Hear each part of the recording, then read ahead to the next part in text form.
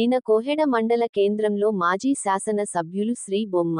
వెంకటేశ్వర్ గారి 6వ వర్ధంతి సందర్భంగా మున్నూరు కాపు సంఘం నియోజకవర్గ ఇన్ఛార్జ్ గాజుల వెంకటేశ్వర్లు గారి ఆధ్వర్యంలో కోహెడ మండల కేంద్రంలో అంబేద్కర్ కూడలి వద్ద బొమ్మ వెంకటేశ్వర్లు గారి చిత్రపటానికి పూల మాలలు వేసి ఘనంగా నివాళులు అర్పించారు. మండల AMC vice chairman Bhimireddy Tirupathireddy Varikolu, మాజీ ఎంపీటీసీ బోయిని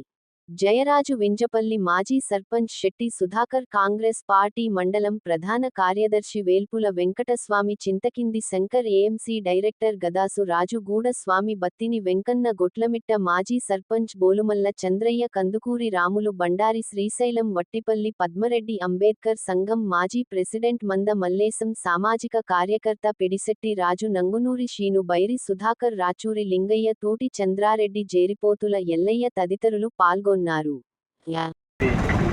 గొప్ప వ్యక్తి బొమ్మ వెంకన్న గారు. ఆయన ఆశయాలను ప్రతి కాంగ్రెస్ కార్యకర్త, బడుగు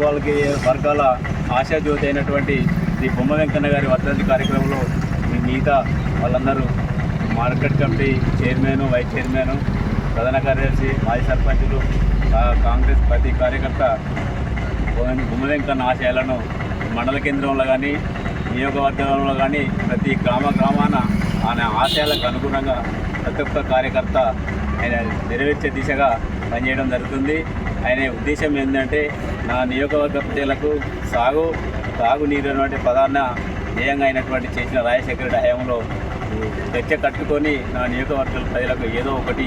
రూపకంగా చేయాలని ఏకైక లక్ష్యం పెట్టుకున్నాడు. ఈరోజు అవి ఒక్కొక్క అడుగు ముందుకు పోతున్నటువంటి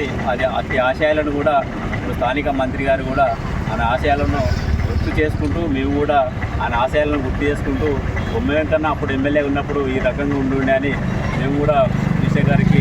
ఉత్తమట పోతే అనే ఆశయాలనే నెరవేర్చే విధంగా ఇప్పుడున్న స్థానిక మంత్రి కూడా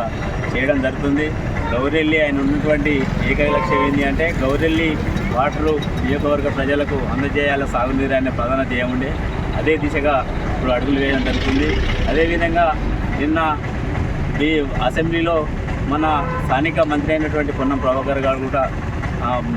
బీసీ మంత్రి అయి ఉండి కూడా అన్ని రాజకీయ పార్టీలతో మమేకమయ్యి బీసీ బిల్లు కూడా వైద్య, విద్య అన్ని రంగాల్లో బీసీలకు న్యాయం జరిగే విధంగా అసెంబ్లీలో ఆమోదం పొందినటువంటి ఆల్ పార్టీలకు కూడా మేము మా కాంగ్రెస్ పార్టీ పక్షాన్ని కూడా ధన్యవాదాలు తెలుపుకుంటూ ఇటువంటి కార్యక్రమాలు బొమ్మెంకమైన ఆశయాలను కూడా ప్రతి కార్యకర్తను కూడా నెరవేర్చే విధంగా కృషి చేస్తామని తెలుపుకుంటూ ఈ అవకాశం ఇచ్చిన ప్రజలందరికీ ధన్యవాదాలు.